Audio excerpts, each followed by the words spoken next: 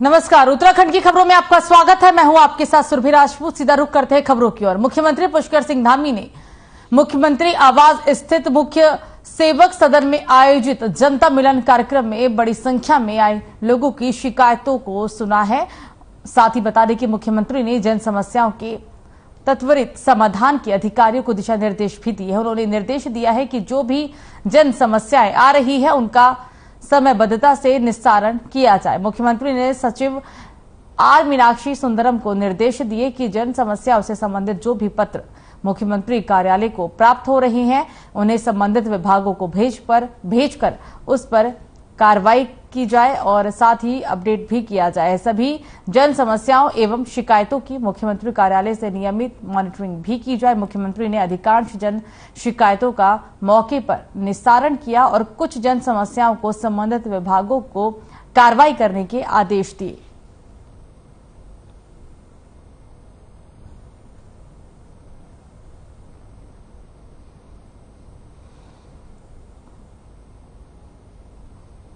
CM Dhami ने लोगों की समस्याएं सुनी और इस दौरान सीएम धामी ने तुरंत कुछ समस्याओं का समाधान किया और जो समस्या बच गई उन्हें संबंधित अधिकारियों को जल्द ही समस्याओं का निस्तारण करने के दिशा निर्देश दिए हैं। देहरादून की तस्वीरें हम आपको दिखा रहे हैं। लोग अपनी समस्या सीएम के पास लेकर पहुंचे थे।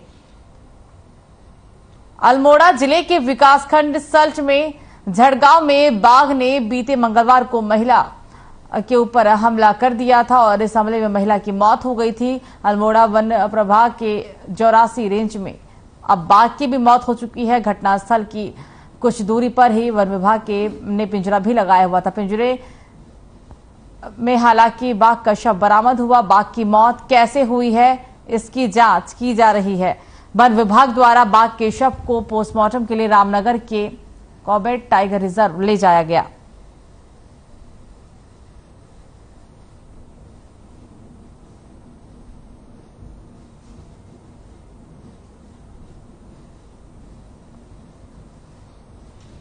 अगली खबर भी राजधानी देहरादून से ही, जहां पर उत्तराखंड लोक सेवा आयोग ने परीक्षा में धांधली करने वाले अभ्यर्थियों के नाम सार्वजनिक कर दिए हैं। बता दें कि आयोग ने ऐसे अभ्यर्थियों की सूची भी जारी की है जिसमें कुल 56 नाम शामिल है और इनमें 44 नाम पटवारी लेखपाल परीक्षा 2022 में शामिल अभ्यर्थियों के हैं। बाकी 12 नाम संयुक्ति कनिष्ठ अभियंता परीक्षा 2021 के अभ्यर्थियों के हैं।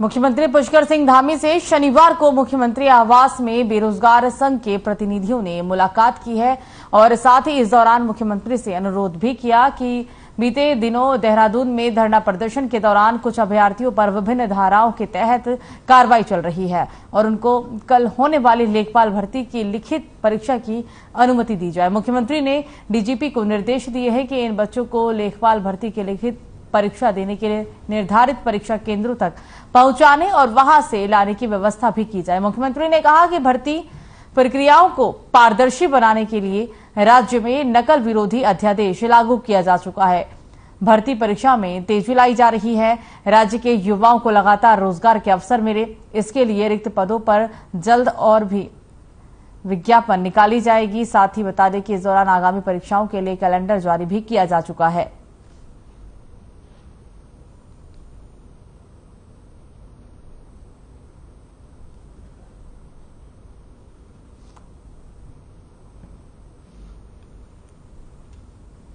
बेरोजगार संघ के प्रतिनिधियों से सीएम धामी ने मुलाकात की। हम आपको तस्वीरें मुलाकात की दौरान की दिखा रहे हैं। कुछ छात्रों ने इस दौरान सीएम से कई बातों का जिक्र किया और परीक्षा देने की भी बात कही गई। सीएम ने कहा कि जो राज्य के अंदर नकल विरोधी कानून को लागू किया गया है इससे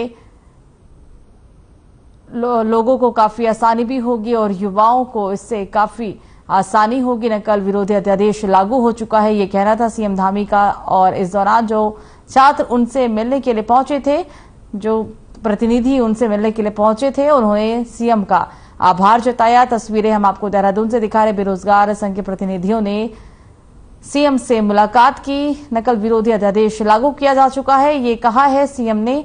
और वहां मौजूद तमाम प्रतिनिधियों ने सीएम का आभार भी जताया।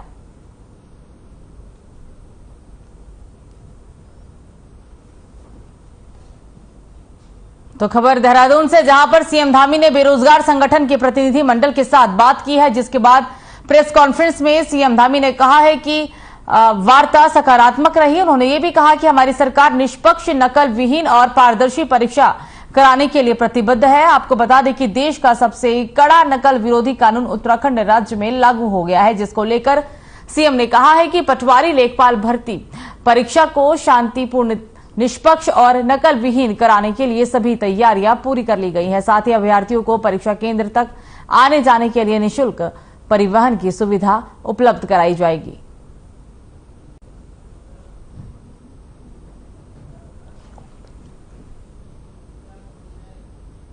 बेरोजगार संगठन ने सीएम से मुलाकात की और सभी तैयारियां पूरी कर ली गई है, ये कहना था सीएम का। मुलाकात के दौरान की तस्वीरें हम आपको दिखा रही हैं। इस दौरान सीएम पुष्कर सिंह धामी ने यह भी कहा कि पूरे राज्य में, उत्तराखंड के अंदर ऐसा कानून लागू किया गया जो काफी कड़ा होगा। जो अभ्यर्थी नकल देकर परीक्षा पास करते हैं, अब ऐसे अभ्यर्थियों के खिलाफ कड़ा कानून लागू किया जा चुका है।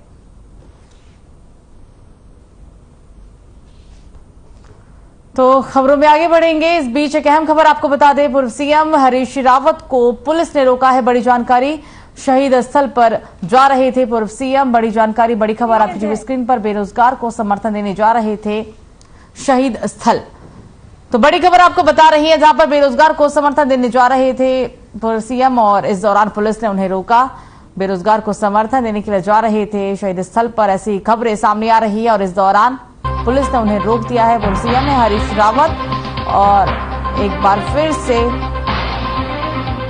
ये बड़ी कार्रवाई यहां पर देखी गई, क्योंकि जिस तरीके से बेरोजगार को समर्थन देने के लिए पूर्व सीएम जा रहे थे और उन्हें अब पुलिस ने रोक लिया है। शहीद स्थल पर पूर्व सीएम जा रहे थे, लेकिन पुलिस प्रशासन के द्वारा उन्हें रास्ते में ही रोक लिया गया। बड़ी जानकारी, बड़ी खबर आपको बता रहे, बेरोजगार को समर्थन देने के लिए, क्योंकि लगातार कांग्रेस मौजूदा सरकार पर हमलावर है और एक बार फिर से हरीश रावत मौजूदा सरकार पर फिर से बरसेंगे। और इसी कड़ी में, क्योंकि बेरोजगार को समर्थन देने के लिए यहां सीएम जा रहे थे, पूर्व सीएम हरीश रावत जा रहे थे और उन्हें रोका है। जो खबरें सामने आ रही है, तस्वीरें हम आपको दिखा रहे हैं, उनके काफिले को, पूर्व सीएम के काफिले को रोक दिया गया। हरीश रावत को पुलिस ने रोका। देहरादून से बड़ी खबर आपकी टीवी स्क्रीन पर। शहीद स्थल पर जा रहे थे पूर्व सीएम हरीश रावत।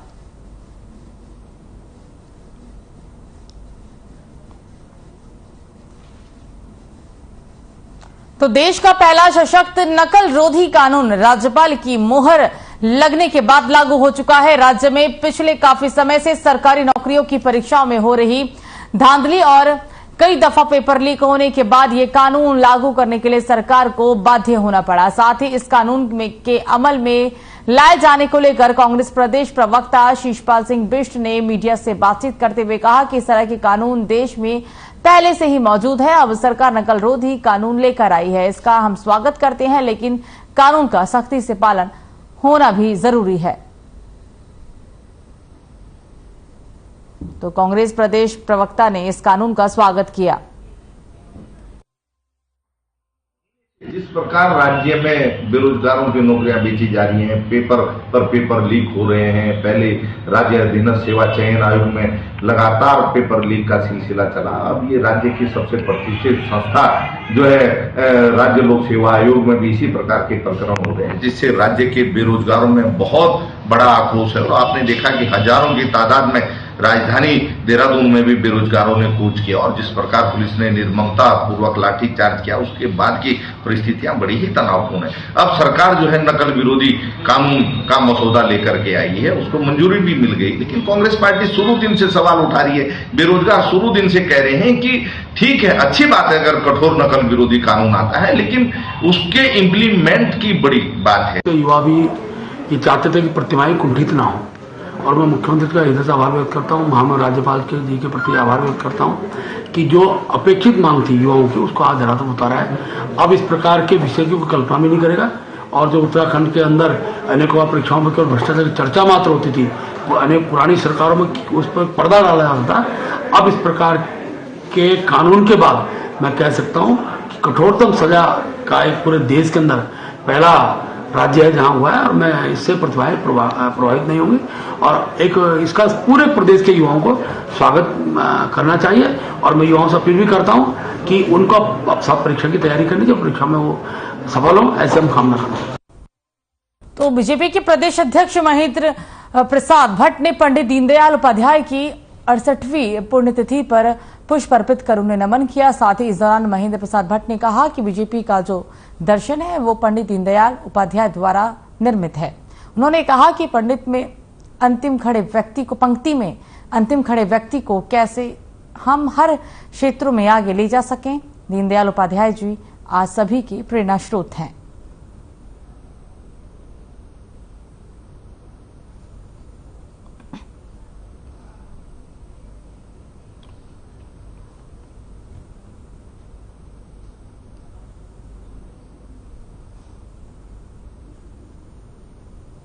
हमारा जो दर्शन है पार्टी का वो दीनदयाल जी द्वारा निर्मित है और केवल पंक्ति में अंतिम पर खड़ा व्यक्ति कैसे हम सब क्षेत्रों में उसे आगे कर सके, इस भाव के साथ और एकात्म दर्शन के जो प्रेरणा स्रोत रहे, ऐसे दीनदयाल जी की आज उनकी पुण्यतिथि है और हम सब लोग आज समूह दिवस का कार्यक्रम मनाते हैं। आज कार्यालय में भी कार्यक्रम होने जा रहा है।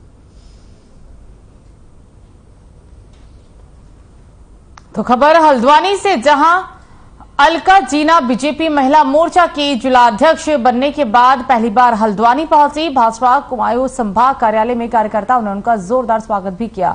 महिला मोर्चा ने बजट का स्वागत किया, साथ ही प्रधानमंत्री नरेंद्र मोदी और वित्त मंत्री निर्मला सीतारमण को भी धन्यवाद किया है। साथ ही उन्होंने कहा कि इस बार के बजट में सभी वर्गों के लोगों का ध्यान में रखा गया है। जिलाध्यक्ष अलका जीना ने कहा है कि बीजेपी ने हमेशा से महिलाओं का सम्मान किया है, इसलिए बीजेपी की जीत में महिलाएं हमेशा अपना योगदान देती रही हैं।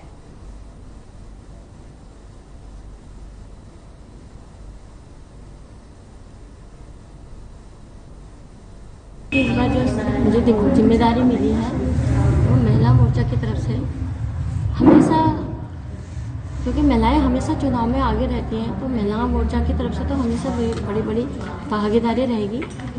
और निकाय चुनाव जो हमारे अभी होने वाले हैं दिसंबर के टाइम पे, तो उस समय महिलाएं अभी जो टीम बनेगी और जो हमारी जो पुरानी महिलाएं हैं सारी हैं, जो वरिष्ठ महिलाएं हैं, सभी लोग बढ़ चढ़ के भाग लेंगे और हमेशा ही भाग लेती हैं।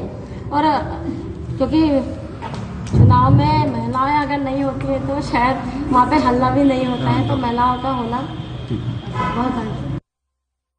तो ऋषिकेश पुलिस ने भरत मंदिर इंटर कॉलेज में कार्यक्रम का आयोजन किया, जिसमें ऋषिकेश कोतवाली के सब इंस्पेक्टर सोनल और सब इंस्पेक्टर हेमलता शामिल हुई। इस दौरान छात्र छात्राओं को सेल्फ डिफेंस की ट्रेनिंग भी दी गई और पुलिस हेल्प के लिए मोबाइल में गौरा शक्ति ऐप डाउनलोड करने के लिए छात्रों को जागरूक किया गया। मामले पर जानकारी देते हुए महिला अधिकारी ने कहा है कि शहर के सभी स्कूल में जाकर पुलिस छात्राओं को सेल्फ डिफेंस की ट्रेनिंग दे रही है और छात्रों को जागरूक भी कर रही है।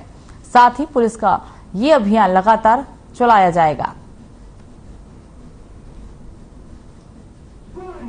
में हमने एक जो उत्तराखंड पुलिस की तरफ से गौरा शक्ति ऐप के बारे में और जो लड़कियों के और महिलाओं के सेल्फ डिफेंस के बारे में उनको जागरूक करने के लिए एक छोटी सी वर्कशॉप रखी थी, तो उसी के बारे में हम भरत मंदिर इंटर कॉलेज में बताने के लिए आए थे। अभी जगह पूरे उत्तराखंड में सभी थाने में एक महिला हेल्प डेस्क प्रभारी बनाए गए हैं, जिसके माध्यम से सभी स्कूल में, कॉलेज में या जो भी एक महिला CLG भी बनाई गई है, उसके माध्यम से सभी के उसमें ये किया जा रहा है। जिस तरह से क्राइम दिन प्रतिदिन बढ़ता जा रहा है पूरे उत्तराखंड में, इसलिए हम सारे स्कूल्स में गोरा शक्ति ऐप जो उत्तराखंड पुलिस की तरफ से लॉन्च हुई है, देवभूमि ITF टाइक्वांडो एसोसिएशन सभी स्कूल्स में टाइक्वांडो ट्रेनिंग दे रहा है।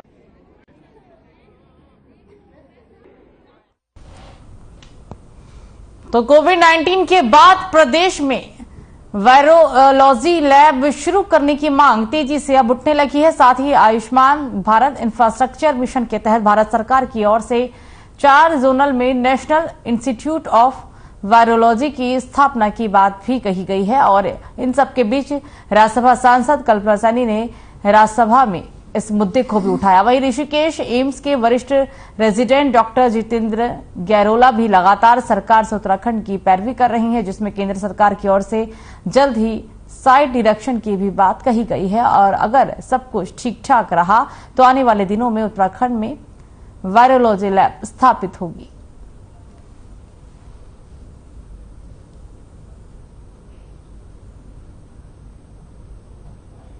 ICMR का ही संस्थान है और ICMR का कोई भी संस्थान अभी तक उत्तराखंड में स्थापित नहीं किया गया है। तो अगर ये हमें मिलता है तो ऐसा देखने को मिलता है कि उत्तराखंड में नई ये कह सकते हैं कि डिफरेंट वैरायटीज है हर्बल मेडिसिनल प्लांट्स की। और अगर हमारे को ये नेशनल इंस्टीट्यूट ऑफ वायरोलॉजी मिलता है तो कहीं ना कहीं शोध की, स्पेशली जो नए एंटीवायरल ड्रग्स हैं, एजेंट्स हैं या वैक्सीन के क्षेत्र में हम कुछ नई रिसर्च कर सकते हैं।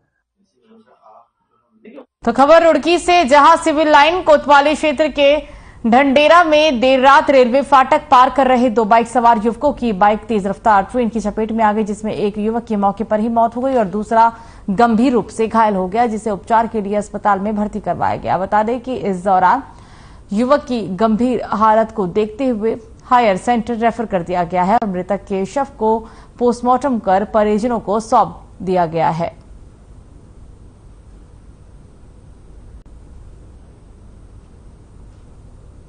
ये हमारे जो बड़े वाले भाई है नदीम, जिनका एक्सीडेंट हुआ है, वो उनका नाम है मुरसलीन उर्फ पिंटू, और वो हाईवे ढंडेरा फाटक की तरफ जा रहे थे नगला इमरती से, और उनका एक्सीडेंट हो गया है। और हमें पता लगा, हमारे पास फ़ोन आया, जैसे हम वहाँ पहुँचे तो तब तक उनको सिविल हॉस्पिटल में ले जा चुके थे एम्बुलेंस द्वारा। फिर हम यहाँ आए तो हमें यहाँ के पता लगा कि उनके जो भाई है छोटे वाले मुरसलीन और पिंटू, उनका तत्काल एक्सीडेंट में जो इंतकाल हो गया है, और जो उनके साथ था दूसरा, उन्हें जोलीग्रांट या ऋषिकेश एम्स हॉस्पिटल के लिए रेफर कर दिया गया है।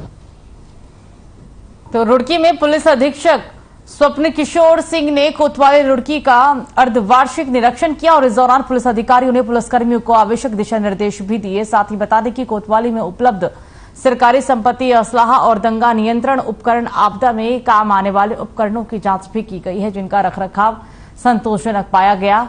जहां पर थोड़ी बहुत खामियां भी देखने को मिली है और उन्हें सही करने के निर्देश भी दे दिए गए हैं।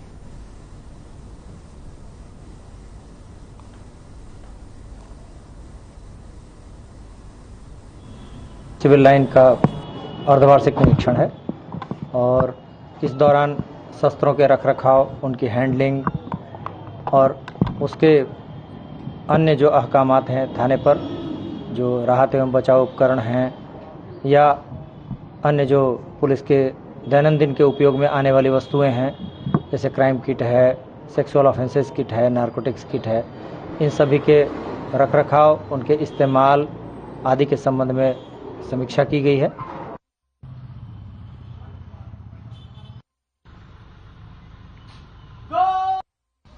में पेपर लीक और नकल की बढ़ती घटनाओं के बीच प्रदेश सरकार ने सख्त नकल विरोधी कानून को लागू कर दिया है। मुख्यमंत्री पुष्कर सिंह धामी ने आपको बता दें कि इस दौरान ट्वीट कर इस बात की जानकारी भी दी। उन्होंने लिखा कि हमारी सरकार की ओर से भेजे गए देश की सबसे सख्त नकल विरोधी कानून के अध्यादेश को राज्यपाल ने मंजूरी दे दी है और इस दौरान सीएम ने राज्यपाल का आभार भी व्यक्त किया। बता दें कि सरकार की ओर से जारी बयान में कहा गया था कि बेरोजगार संघ की मांगों पर सहमति बन गई है और अब जितनी भी परीक्षाएं होंगी वो नकल विरोधी कानून के तहत ही होंगी। उत्तराखंड सरकार के इस नकल विरोधी कानून में बहुत ही सख्त प्रावधान किए गए हैं और इस कानून के तहत पकड़े जाने वाली नकल माफिया को उम्र कैद या फिर 10 साल की जेल के साथ साथ 10 करोड़ का जुर्माना लगाए जाने का भी प्रावधान है।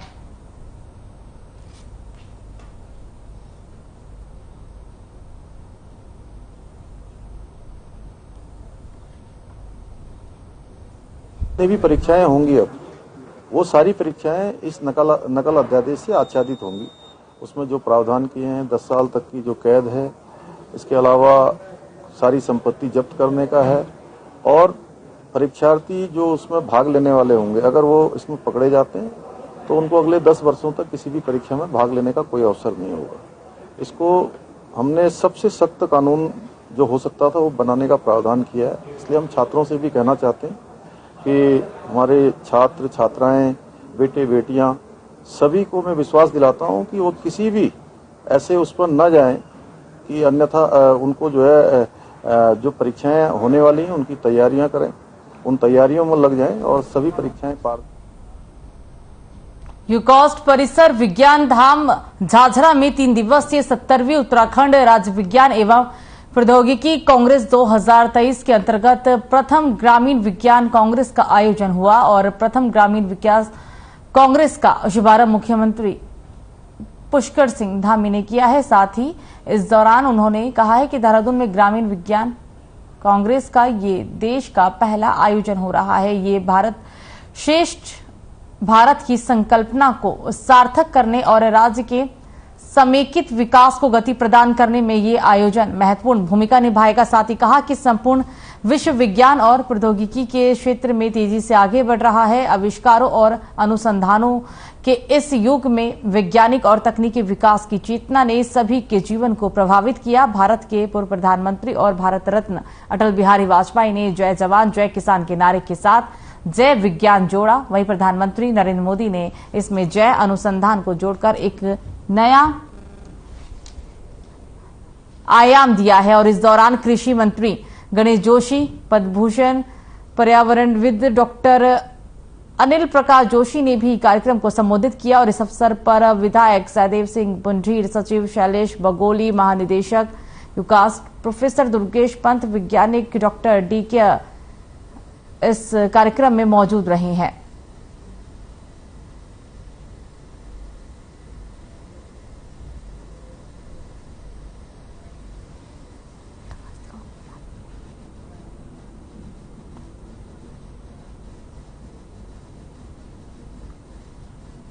तो कार्यक्रम का शुभारंभ सीएम धामी ने किया है। साथ ही आपको बता दें कि पहली ग्रामीण विज्ञान कांग्रेस का आयोजन आज राजधानी देहरादून में किया गया। तस्वीरें हम आपको आयोजन के दौरान की दिखा रहे हैं और इस कार्यक्रम का शुभारंभ सीएम पुष्कर सिंह धामी ने किया है। ग्रामीण विकास को मिलेंगे नए आयाम, ये कहना था सीएम धामी का। कार्यक्रम के दौरान की तस्वीरें हम आपको दिखा रहे हैं। ग्रामीण विकास आयोजन तस्वीरें आपके टीवी स्क्रीन पर और इस कार्यक्रम का शुभारंभ सीएम धामी ने किया।